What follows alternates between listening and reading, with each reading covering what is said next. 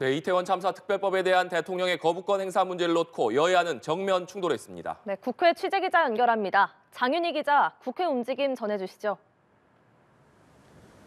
네, 국회입니다. 정부는 오전 국무회의를 열고 이른바 이태원 특별법에 대한 대통령 거부권 행사를 건의했습니다.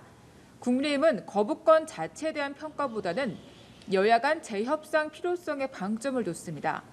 국회에서 기자들과 만난 윤지혁 원내대표의 발언 보시겠습니다.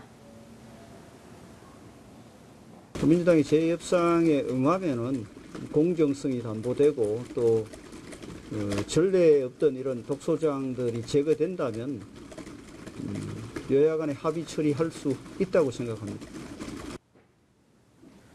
이러한 재협상 제안에 민주당은 별다른 반응을 보이지 않았습니다. 정당성이 없는 거부권이다. 그간 여러 차례 양보에 양보를 거듭했다며 선을 그었는데요. 홍익표 원내대표의 원내대책회의 발언 보시겠습니다. 아무런 정당성이 없는 거부권입니다. 정부는 특조위 구성 등이 독소조항이라고 주장하는데 국회를 통과한 법안은 정부 여당의 입장을 충분히 반영한 국회의장의 중재안이었습니다. 민주당 원내대표단은 오후 이태원 참사 희생자 분향소를 찾아 유가족을 면담했습니다. 윤 대통령이 거부권을 공식 행사하면 용산 대통령실 앞에서 규탄 대회를 여는 방안도 검토 중입니다. 야권의 이태원법 재표결 전략도 관심사입니다. 이태원법의 경우 2월 임시국회로 넘어갈 분위기로 전해지는데요. 설 연휴 이유가 될 것으로 보이는 여당의 공천 상황을 지켜보면서 쌍특검 재표결까지 포함해 이탈표를 계산할 것으로 보입니다. 네, 국회의원 총선거까지 이제 70일이 남았습니다. 여야 모두 공천 정국이 한창인데요. 오늘 상황은 어떻습니까? 네, 여야 공관이 모두 공천 심사로 분주하게 돌아가는 모습입니다. 먼저 국민의힘 공천관리위원회는 현재 여의도 중앙당사에서 3차 회의를 진행하고 있습니다. 정영환 공관위원장은 이번 회의에서 공천 신청자에 대한 심사 절차와 경선 방식을 구체적으로 논의하겠다고 알렸습니다. 공천 감점 기준에 대한 이의 제기 사례도 구체적으로 검토할 것으로 알려졌습니다.